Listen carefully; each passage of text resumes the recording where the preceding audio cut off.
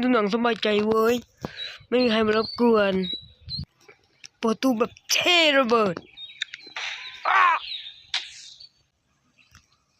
โอ้ยเจ็บเอ้านี่มันไอ้หุ่นไม้นี่ไอ้แกรู้เปล่าเพื่อนแกไปไหนไม่รู้ผมไม่รู้เลยผมไม่ได้ดูหนังอยู่บอกว่าไม่งั้นแกเราจะโดนไอ้เจ้านี่ดึงไปผมไม่บอกหรอกผมไม่รู้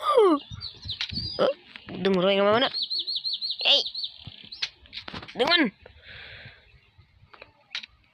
ไป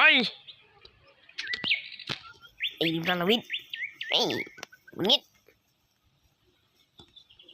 ตัวติดนี่ไปไหนวะ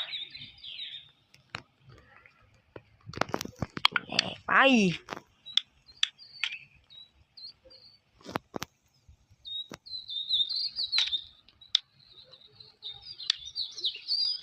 ทำไมไม่ไปวะ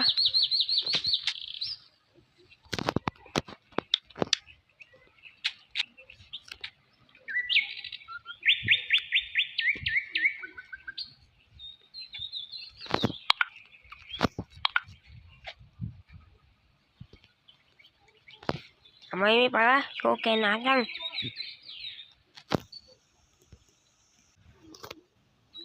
เฮ้ยแป๊บทีงั้นฉันจะฆ่าแกตอนนี้แหละ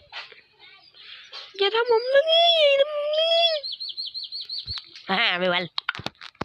นี่แหละโอ้ยกูเจ็บเลยจะตามล่าไม่ได้เลย